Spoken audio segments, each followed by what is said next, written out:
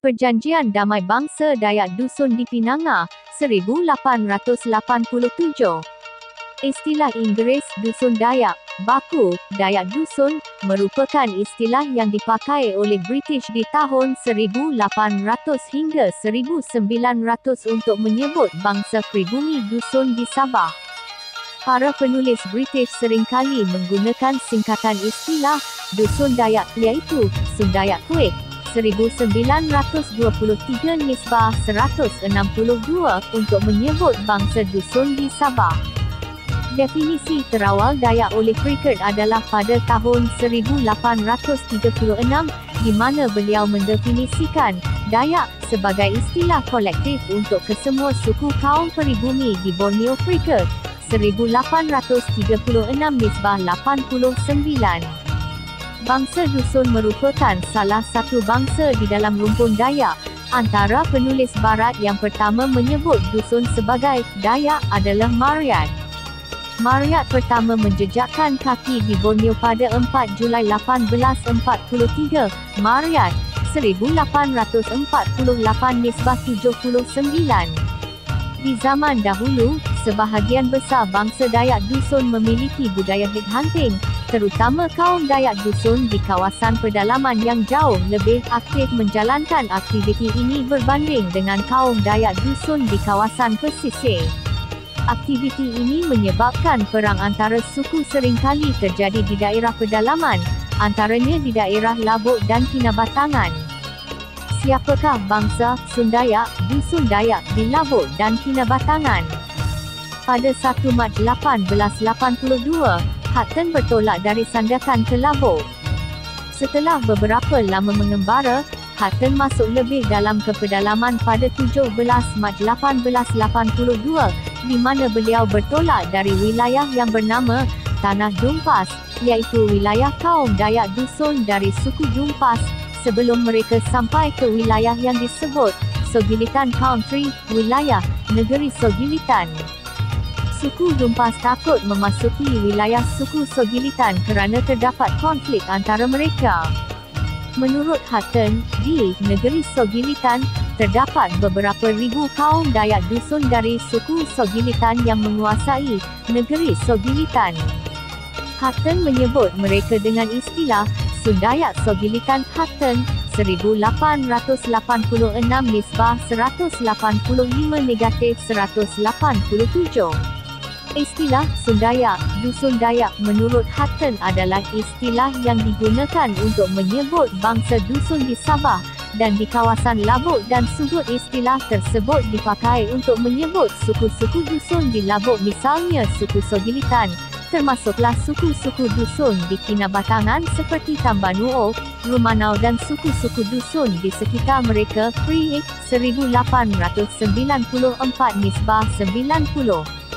Pada sekitar tahun 1887, terjadi perang besar antara bangsa Sundayak di Labuk dan Kinabatangan. Akhbar British North Borneo Herald 1 Jun 1887 mencatatkan mengenai laporan dari Kapten Beeston, Komandan Polis Konstabulari Company British ketika itu, yang ditujukan kepada pegawai urusetia Company British di Sandakan.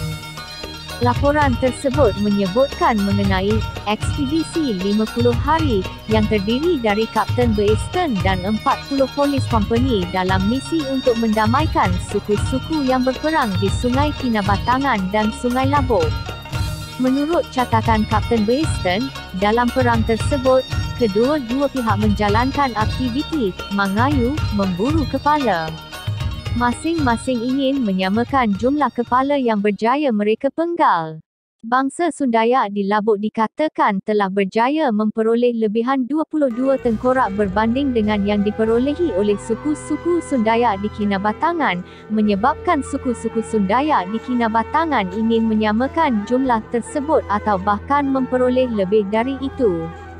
Maka mereka menyerang suku yang terbabit di Sungai Labuk. Ketika Kapten Beeston sampai di Kinabatangan, suku-suku Sundayak di Kinabatangan baru sahaja berjaya mendapat 4 kepala musuh. Lawan mereka masih memiliki lebihan koleksi 18 tengkorak melebihi mereka. Laporan tersebut juga mengatakan, bangsa Sundaya di Labuk telah memenggal keseluruhan 82 kepala musuh, sementara bangsa Sundaya di Kinabatangan hanya mendapat 60 kepala, ketinggalan 22 koleksi tengkorak berbanding bangsa Sundaya di Labuk. Ketika mereka berjaya mendapat 4 kepala, mereka masih harus menambah 18 kepala lagi untuk menyamakan kedudukan. Kerana pertumpahan darah yang hebat di antara suku-suku Sundaya di Labuk dan Kinabatangan, maka ekspedisi 50 hari dilancarkan. Pada 19 Mac 1887, Kapten Weston W. F. Moss, Banjak Jurubahasa, dan 40 polis kompani berekspedisi ke Kinabatangan untuk bertemu dengan ketua-ketua bangsa Sundaya. Antara suku-suku Sundaya yang terlibat dengan konflik adalah suku Sogilitan, Tompulong, Dumpas, Mangkaak, Rumanau, Tambanuo, Sinabu dan Putih. Suku-suku Sundaya seperti Sogilitan, Tompulong, Dumpas, Mangkaak dan Putih adalah Sundaya yang bertutur bahasa Dusunik, sementara suku Rumanau, Tambanuo dan Sinabu bertutur dialek Paitanik.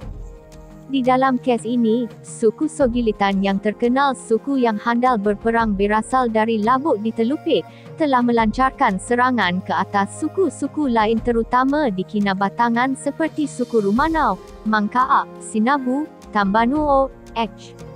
Suku Sogilitan mendapat 82 kepala, suku musuh hanya mendapat 60 kepala dalam perang tersebut. Secara susuk galo, bangsa Sundaya dari suku Sogilitan, Tompulong dan Putih merupakan bangsa Sundaya dari keturunan Nunuk Ragang dari susur Galo Tinggoron, salah satu leluhur bangsa Dayak Dusun dari Nunuk Ragang, Shim, 2007 nisbah 114.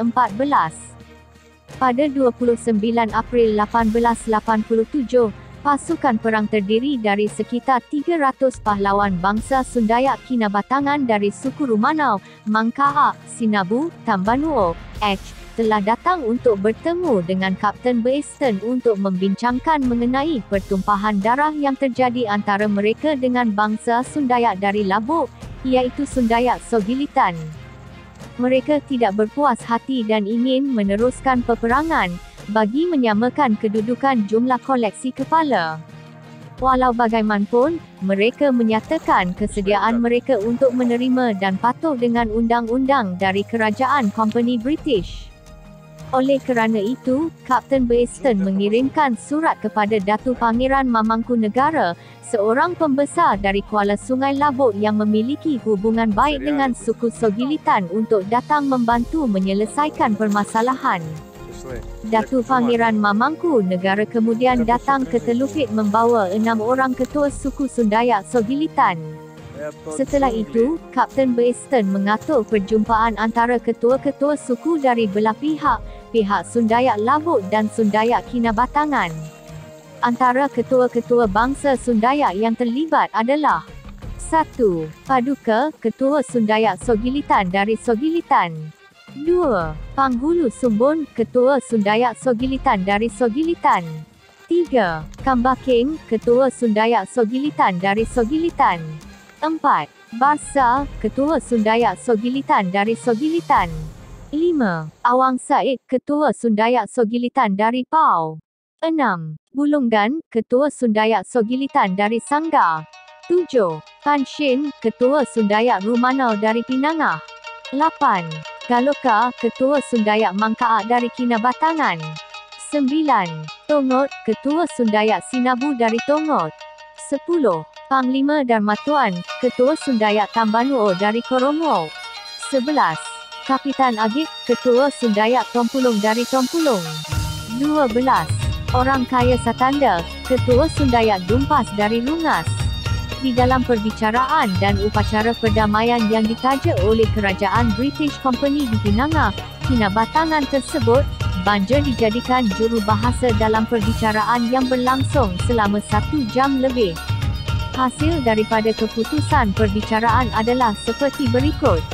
1. Bangsa Sundayak Sogilitan dari Labuk didapati bersalah kerana menjalankan aktiviti misangot dan mangoyu, perang dan memburu kepala, di mana mereka telah memenggal 22 kepala melebihi dari bangsa Sundayak di Kinabatangan. Bangsa Sundayak Kinabatangan telah berjaya memperolehi 4 kepala musuh, ertinya bangsa Sundayak Labuk masing memiliki lebihan 18 kepala.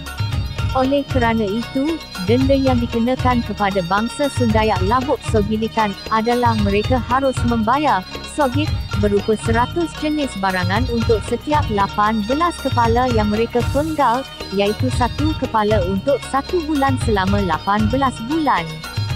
2. Sementara itu, Datuk Pangeran Mamangku Negara juga bersalah kerana mengikuti aktiviti memburu kepala dan memenggal sebanyak 5 kepala suku putih, maka dia diminta untuk membayar denda kepada suku putih. Setelah kedua-dua belah pihak telah berpuas hati dengan hasil perbicaraan, maka ritual yang oleh kaum dusun disebut Mitaro dijalankan dengan memacakkan kayu dan mengorbankan binatang.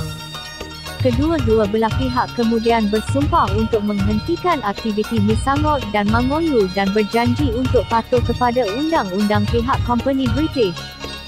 Setiap ketua-ketua suku kemudian saling bersalaman tangan dan masing-masing menghisap sigop rokok tradisi dusun sebagai tanda selesainya perbicaraan dan upacara perdamaian Mitaro. Upacara perdamaian itu ditutup oleh Kapten Beeston dengan upacara mengibarkan bendera Company British dan 3 das tembakan ke udara. Setelah itu, masing-masing ketua suku dengan pasukan perang mereka kembali ke wilayah masing-masing. Demikianlah upacaran perjanjian Damai Pinanga dilaksanakan, dan setelah itu bangsa Sundayak, Dusun Dayak, baik di Labuk dan Kinabatangan mula belajar untuk saling hormat menghormati dan hidup harmoni, sampailah ke hari ini. Garis bawah. Note 1. Artikel ditulis dan disusun dari pelbagai sumber referensi. 2. Gambar oleh Martin dan Osa Johnson, 1937.